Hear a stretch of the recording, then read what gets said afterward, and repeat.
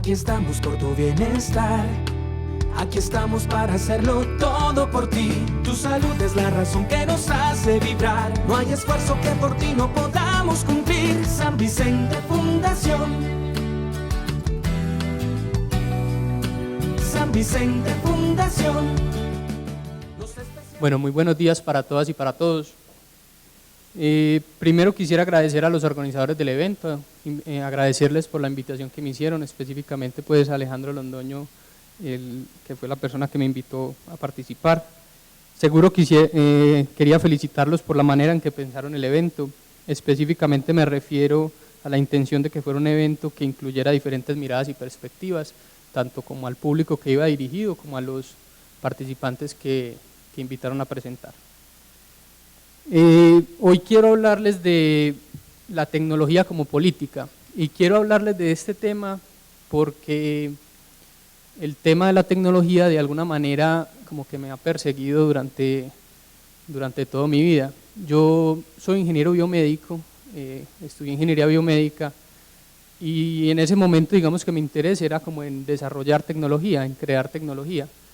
Eso no funcionó como muy bien para mí, pero después empecé a hacer una maestría en evaluación de tecnologías en salud, donde digamos que el interés cambió un poco de crear tecnología a evaluar el impacto que las tecnologías en salud tenían en las personas.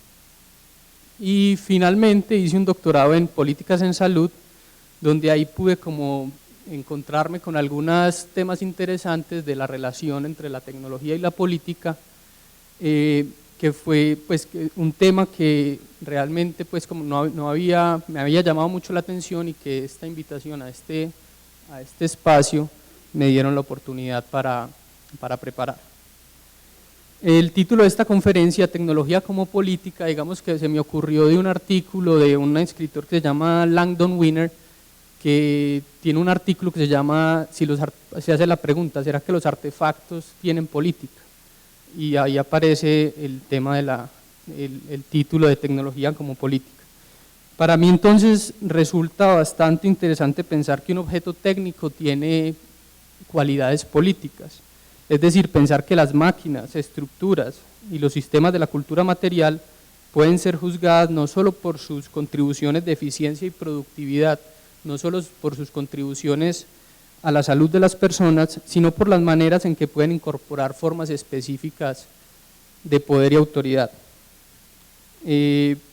Para nadie, digamos, suena extraño pensar que los sistemas técnicos como los sistemas de las comunicaciones o muchas de las tecnologías que hemos desarrollado en salud, digamos, han cambiado fundamentalmente las relaciones de poder que existen, pero ir un poco más lejos de ese hecho obvio, ¿cierto?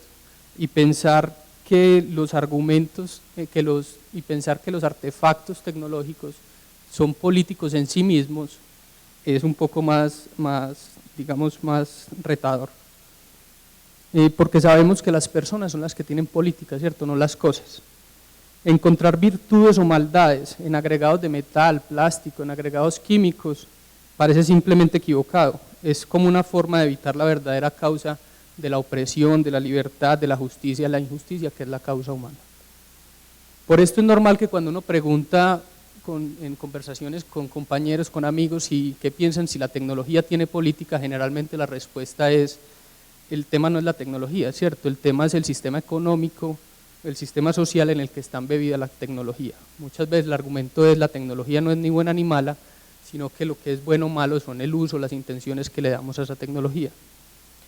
Y yo creo que esa teoría de que lo importante es lo social es bastante importante para, digamos, contrarrestar otra visión que existe, otro argumento que existe, que es el del determinismo tecnológico, el pensar que la tecnología se desarrolla exclusivamente como resultado de una dinámica interna y que nosotros los seres humanos no tenemos nada que hacer al respecto. Entonces, aunque pienso que esa perspectiva de que lo que importa es lo social, el sistema social y económico en el que está embebida la tecnología, también creo que pensar que la tecnología es política en sí misma, como que nos abre un panorama de estudio interesante y unas reflexiones interesantes. Entonces, digamos que yo organicé esta conferencia en relación a esta pregunta que me hago. Si la tecnología es neutral, y con neutral me refiero a que la tecnología no es ni buena ni mala, o está intrínsecamente cargada de valores morales y políticos. Y yo creo que la respuesta a esa pregunta, pues no tengo una respuesta a la pregunta obviamente, pero digamos que hay varias perspectivas con las cuales se puede analizar esa pregunta. Y esas perspectivas están como en un continuum que van desde la perspectiva instrumental, aquella que piensa que la tecnología son simplemente herramientas, que son neutrales, que son un medio para un fin, y aquella perspectiva autónoma, ¿cierto? Aquella perspectiva determinista que dice que la tecnología se desarrolla por sí misma, que lo que vemos mucho pues en las películas de ciencia ficción tipo Terminator o Matrix, y es muchas veces una perspectiva planteada en términos amenazantes, ¿cierto? Que la tecnología o las máquinas que amenazan al hombre, atribuyéndole a esa tecnología sentimientos e intenciones contra el hombre. Pero entre estos dos extremos, digamos que hay otras perspectivas de las que quisiera hablar, la perspectiva intencional y la perspectiva procedimental, que sí tienen en cuenta que la tecnología tiene intrínsecamente ciertas características, digamos, políticas y morales. Entonces, empecemos con la perspectiva instrumental. Aquellos que argumentan que la tecnología es neutral se pueden resumir en lo que algunos han llamado la perspectiva instrumental. Esta perspectiva asume que las tecnologías son herramientas que están listas para servir un propósito a sus usuarios, son el medio para un fin, son neutrales sin ningún valor moral político en sí mismas. El énfasis entonces de esta perspectiva está en el fin, no en el medio. Y tiene dos argumentos claves para decir que la tecnología es neutral. El primero, el que acabamos de discutir, la tecnología adquiere un valor solo en relación con el fin, y el otro que está muy relacionado es que la tecnología es neutral porque por su naturaleza promiscua, que ya les voy a explicar un poco a qué me refiero. Entonces, la tecnología es neutral ya que adquiere valor solo en relación con el fin. Digamos que sin este argumento, lo que implica es que sin un fin en particular los medios son neutrales y sin valor. Es algo similar a afirmar que nuestras acciones no tienen valor por sí mismas y que solo adquieren valor si apuntan a algo que tiene valor. Acumular riqueza, por ejemplo, yo creo que eso es un ejemplo que ponía Aristóteles, solo tiene valor como propósito, si el propósito es generar felicidad, o sea, lo que tiene un valor intrínseco es la felicidad, el acumular riqueza, eso tiene un valor instrumental, pero no tiene un valor intrínseco. El valor de los medios, entonces, de las tecnologías en este ejemplo, es parásito de, o se deriva de, el valor del fin o el fin de la acción. Por lo tanto, el valor de la tecnología es instrumental y es determinado por el fin último. Pero realmente sí creemos que los medios son neutrales y que adquieren valor moral solo secundariamente como medios para fines intrínsecamente valiosos. Y a mí eso digamos que me suena mucho al argumento de que el fin, pues eso que las personas dicen si el fin justifica los medios o no justifica los medios. Y no sé si ustedes se acuerdan en un debate político para la alcaldía, no sé si era para la presidencia en el 2007 o para la alcaldía de Bogotá, en que Mocus le pregunta a Samuel Moreno si usted comprando 50 votos puede salvar a la ciudad de caer en manos de alguien capaz de comprar 50.000 votos, ¿lo haría? Y él respondió que sí lo haría, que no lo dudaba. Y pues el debate todo el mundo quedó callado por la respuesta, pero lo que quiero resaltar con esto es que si realmente los medios son neutrales y adquieren valor solo en referencia al fin, y nuestro fin es bueno, ¿cierto? Entonces, ¿cuál sería el problema de comprar 50 votos? Entonces, yo creo que el argumento que tiene la perspectiva instrumental, de que la tecnología es neutral, porque solo es un medio para alcanzar un fin, y que es ese fin el que es bueno o malo, digamos que es un argumento que es un poco débil. Y ese argumento, digamos que está muy relacionado con el segundo argumento para justificar que la tecnología es neutral, y ese segundo es que la tecnología no es ni buena ni mala, que la tecnología se puede usar para muchos propósitos, como el ejemplo que tengo aquí. Un martillo se puede utilizar para construir una casa o para golpear a alguien. Los objetos tecnológicos como las células madres se pueden convertir en cualquier cosa. Sin embargo, este argumento tampoco es muy fuerte. Aunque todos sabemos que una pistola, por ejemplo, se puede usar como pisapapeles, todos sabemos para qué se construyeron. Los objetos tienen un uso principal, sugerido por la cultura, porque fueron construidos para una cosa y no para otra, o porque son usados por nosotros de una manera y no de otra. La segunda perspectiva de la que quisiera conversar es la perspectiva intencional, y esta perspectiva incluye dos conceptos sobre cómo los artefactos pueden contener propiedades políticas. Primero están los casos en que los actores tecnológicos, por ejemplo desde el diseño, dirigen las consecuencias sociales que la tecnología puede tener.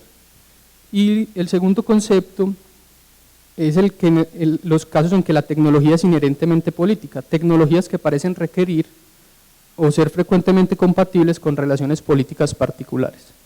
Entonces, un ejemplo que uno encuentra sobre el primer concepto es este que les voy a mostrar, sobre cómo la tecnología es intencionalmente diseñada para que tenga ciertas consecuencias políticas.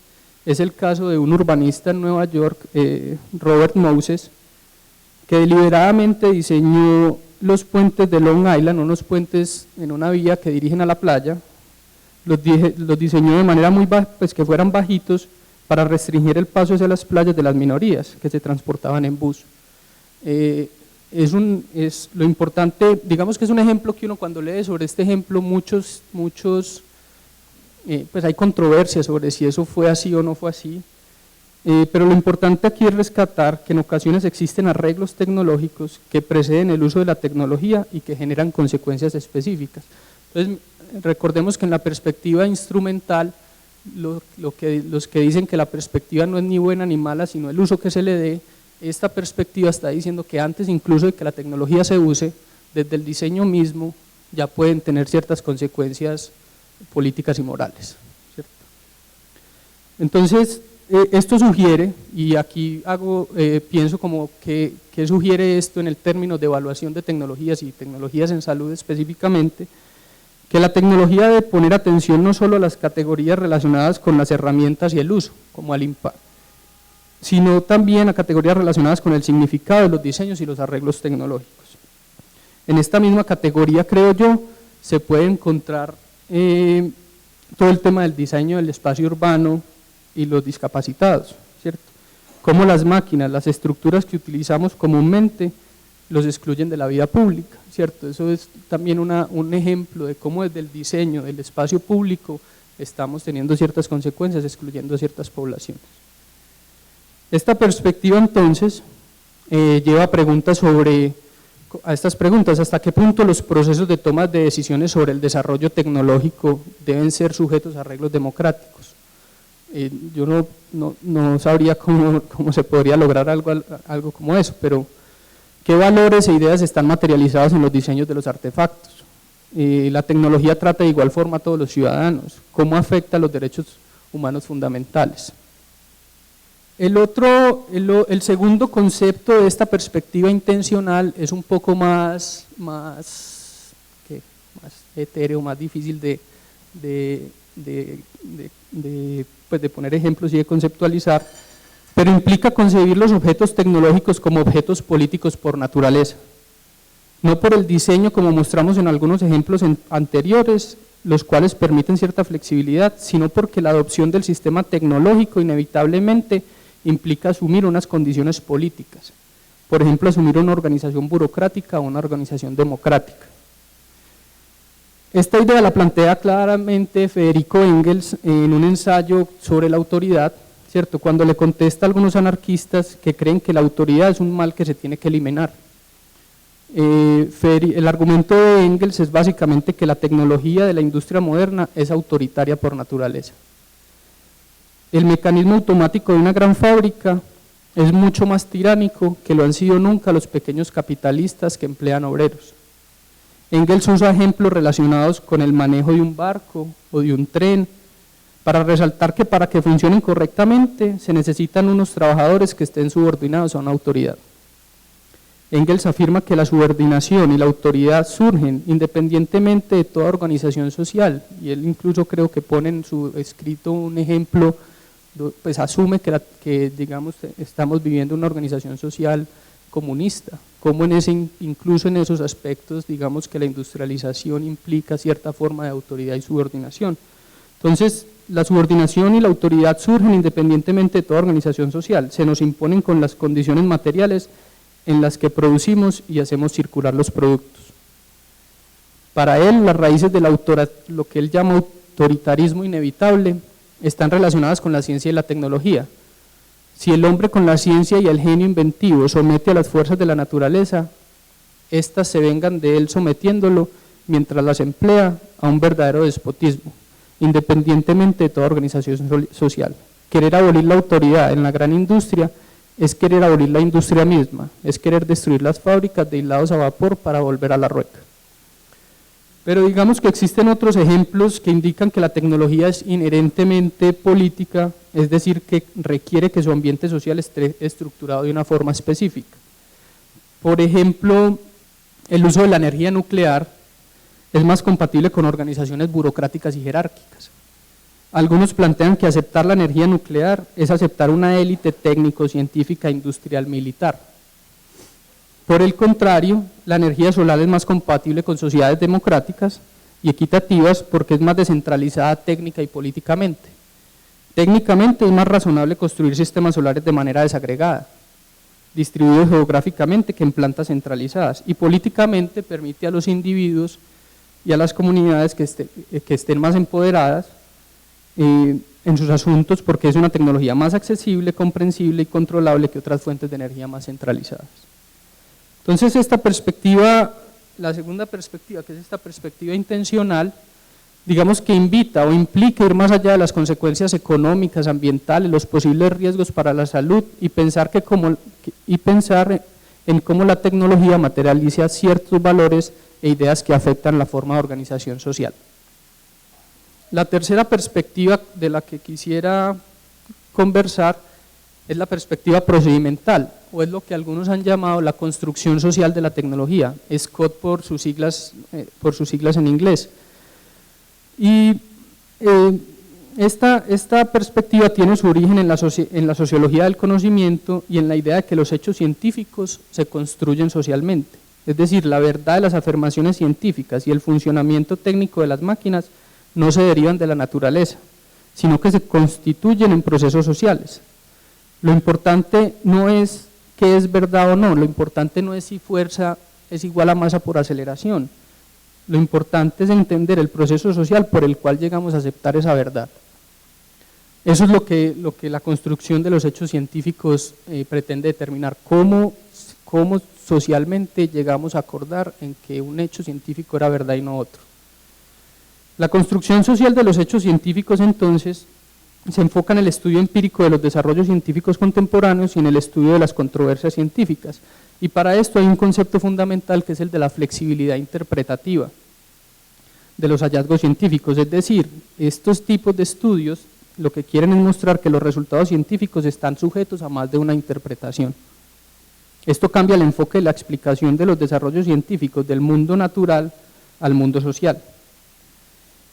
Y digamos que los que se encargan del tema de la construcción social de la tecnología se han, digamos, pegado de este tema de la construcción social de los hechos científicos para también, para explicar para explicar los orígenes de la tecnología. La idea de estas perspectivas es mostrar que hay flexibilidad en cómo las personas piensan, interpretan y diseñan los artefactos.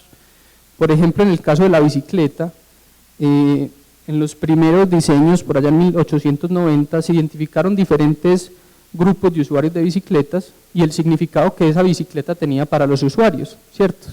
Aquí tenemos a las mujeres ciclistas, a los hombres jóvenes, a los productores, a los anticiclistas, y cada uno de esos grupos tiene una interpretación distinta del artefacto de la bicicleta. El objetivo es mostrar que no es solo un artefacto, sino múltiples artefactos, dependiendo de cada interpretación que cada grupo social ha identificado. Para las mujeres era la máquina insegura, para los jóvenes estaban felices con ese tipo de bicicleta porque era un poco arriesgada, ¿cierto? Como que se podían lucir en esa bicicleta. Pero lo importante, digamos que la perspectiva de la construcción social de la tecnología es que plantea unas herramientas metodológicas para tratar de estudiar la tecnología. ¿Por qué llegamos a ciertos acuerdos tecnológicos? Y esa metodología implica los siguientes pasos: identificar los grupos sociales relevantes, identificar los problemas que cada grupo señala en la tecnología, identificar esa flexibilidad interpretativa de la que hablamos, y al final describir el proceso de cómo se estabiliza la tecnología en un punto particular y explicar socialmente por qué se llegó ahí. Esto es simplemente un esquema de ese modelo, ¿cierto? En la mitad está el artefacto, en el caso del ejemplo la bicicleta, y los diferentes grupos sociales relevantes que están interpretando ese artefacto de maneras distintas.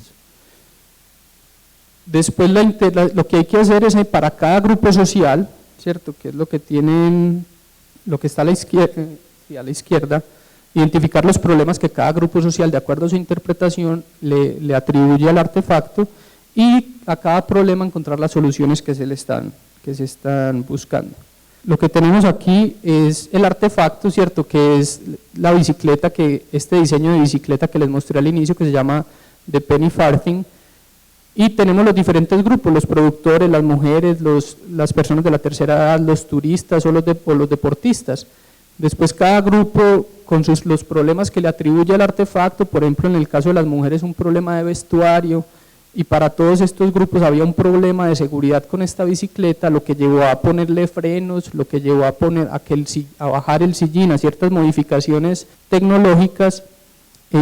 Después, para el problema de la vibración, empezaron a inventar las llantas de aire. También hay ejemplos muy interesantes de por qué llegamos en las bicicletas, cómo se llegó a tener neumáticos, cuando era una tecnología muy difícil. Poner aire en un neumático en ese tiempo era técnicamente difícil, y habían otras soluciones a la vibración, los resortes, y por qué fue el neumático la solución que logró permanecer y que se estabilizó. Bueno, al fin, la idea de esta perspectiva es buscar cómo diferentes grupos sociales, ¿cierto?, interpretan los artefactos, interpretan problemas en los artefactos, buscan diferentes soluciones, y cómo por ese juego, esa interacción entre diferentes grupos sociales, donde incluye, pues viene todo el tema de poder y grupos de interés, se llegan a unas soluciones y no a otras. Entonces, si aceptamos que una variedad de grupos relevantes están involucrados en la construcción social de la tecnología, y que este proceso de construcción continúa a través de todas las fases del ciclo de vida de un artefacto, tiene sentido entonces incorporar a los grupos relevantes en las deliberaciones políticas sobre las decisiones tecnológicas. Y para eso hay varias técnicas: las conferencias de consenso, los debates públicos, los jurados de ciudadanos, los diálogos deliberativos, que se están poniendo ahora muy de moda, digamos, en el tema de políticas informadas por la evidencia. Y lo que pretenden todos estos espacios es garantizar, pues asumen que todos los grupos poseen cierta forma de experticia, y que ningún grupo, por ejemplo los científicos, tiene superioridad sobre todos. Lo que pretenden es identificar esa flexibilidad interpretativa de esos grupos frente a la tecnología. Bueno, hasta ahí termina pues la primera sección, en la que trataba de explicar diferentes perspectivas que existen para entender las características políticas de la tecnología. Ahora, ¿esto qué significa? Trayéndolo un poco al tema salud. ¿Qué significa esto en la evaluación de las tecnologías en salud? ¿Cierto? La evaluación de las tecnologías en salud es un campo multidisciplinario de análisis de política que estudia las implicaciones médicas, sociales, éticas y económicas del desarrollo, difusión y uso de las tecnologías en salud. Sin embargo, y creo que la comunidad de la evaluación de las tecnologías en salud, desde mi perspectiva, se ha enfocado o está más alineada con la perspectiva instrumental de que las tecnologías son simplemente herramientas. Por eso creo que se ha enfocado principalmente en evaluar la efectividad y la costo-efectividad de las intervenciones, y ha dejado poco de lado cuáles son, tratar de desarrollar métodos para evaluar las implicaciones sociales, éticas, políticas que puedan tener los desarrollos tecnológicos. Pero aún así existen algunos métodos, y uno de ellos es un método que se llama el moldeamiento social de la tecnología. Este método asume que la tecnología no es neutral, sino que las tecnologías están cargadas de valores, que las tecnologías y la sociedad se construyen mutuamente, lo que permite pensar que no hay diferencia entre el contexto tecnológico y el contexto social. Lo que vemos en el gráfico de la derecha es que los valores, los intereses, las creencias, las ideologías de los actores e instituciones que están embebidos en un contexto particular moldean el desarrollo de los objetos tecnológicos, y de esta misma forma la implementación y el uso de la tecnología transforma el mundo social y natural al establecer nuevos actores e instituciones. Por eso el énfasis es en entender el contexto, los actores, sus posiciones, sus interacciones, entender qué se está problematizando cuando se introduce una tecnología en un ambiente particular, quién y cómo lo está problematizando. Es un poco la perspectiva de la construcción social de la tecnología, ¿cierto? Identificar esos grupos relevantes que están afectados por la tecnología. Y tomemos, este es un ejemplo pues bastante general que tomé, es un ejemplo de una evaluación, creo que es en una agencia de evaluación de tecnologías danesa, realmente existen muy pocos ejemplos, por lo menos en el campo de la evaluación de tecnologías en salud, sobre la utilización de esta perspectiva de análisis. Cuando se introdujo, digamos, la técnica laparoscópica para una cirugía que generalmente se realizaba de forma abierta, aparecieron los siguientes interrogantes. ¿Quién hace las cirugías con esta nueva técnica, cierto? Con la laparoscopia. ¿Cómo se selecciona qué pacientes son candidatos para este nuevo procedimiento? ¿Cómo se controlan las complicaciones antes y durante la intervención? ¿Cómo la técnica quirúrgica existente se articula con esta nueva práctica?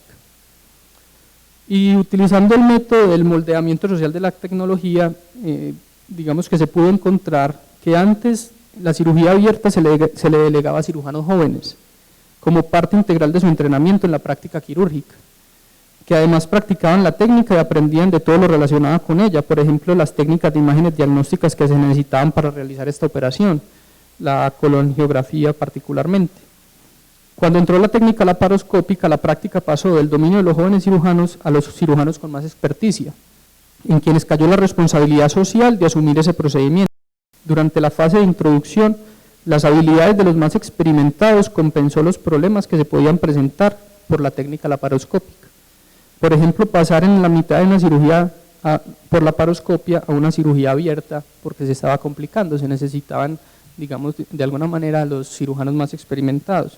Antes estos cirujanos más experimentados no se encargaban de todos los pacientes que no tenían complicaciones, ahora tenían que estar pendientes de todos los pacientes para atender las posibles complicaciones que se presentaban con la nueva técnica.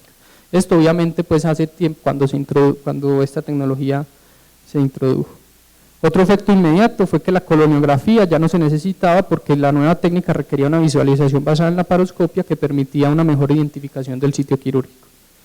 Entonces, este modelo, en lugar de entender la tecnología como un objeto de evaluación relativamente aislado del contexto social, el moldeamiento social de la tecnología, al tener en cuenta el desarrollo de la laparoscopia, nos muestra la fuerte relación de esta con lo social y viceversa.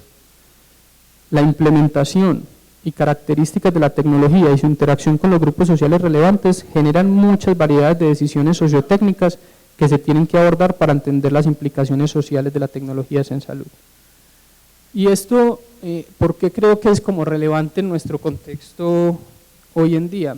El año pasado el ministro publicó este documento, Fortalecer la capacidad de discernimiento de los gobiernos, una necesidad para enfrentar la presión tecnológica en salud. Y el ministro dice que para fortalecer la capacidad de decisión en el país, pues se han aplicado algunas estrategias, las que él menciona, la creación del Instituto de Evaluación de Tecnologías en Salud, el IETS, y la política de medicamentos. Sin embargo, con lo que acabamos pues, de discutir, yo creo que centrar los esfuerzos en asuntos de efectividad y costo-efectividad no es suficiente, y evidentemente no creo que vaya a resolver ni siquiera los problemas de sostenibilidad fiscal pues, a los que quieren pues, apuntar a resolver. Los procesos de evaluación de tecnología se pueden fortalecer si cambiamos la idea de que la tecnología impacta a la sociedad de una forma particular a la idea de que la tecnología y la sociedad están mutuamente constituidas. Es necesario entender que el valor de las tecnologías en salud depende del contexto de su utilización, la experiencia de los profesionales, los intereses y valores de los actores, la selección de los pacientes, los volúmenes de los hospitales, las especialidades de los hospitales y en general todos los procesos sociotécnicos que representan la prestación del servicio. Finalmente, parafraseando a un filósofo francés que estudia el tema de los objetos tecnológicos, dice: la cultura se ha constituido en un sistema de defensa contra la tecnología, que se presenta como una defensa del ser humano y que supone que los objetos técnicos no contienen realidad humana. La cultura debe incorporar a los seres técnicos como seres cargados de valores mediadores entre la naturaleza y la humanidad. Muchas gracias. Tu salud es nuestra razón de existir. Lo hacemos todo por ti. San Vicente Fundación.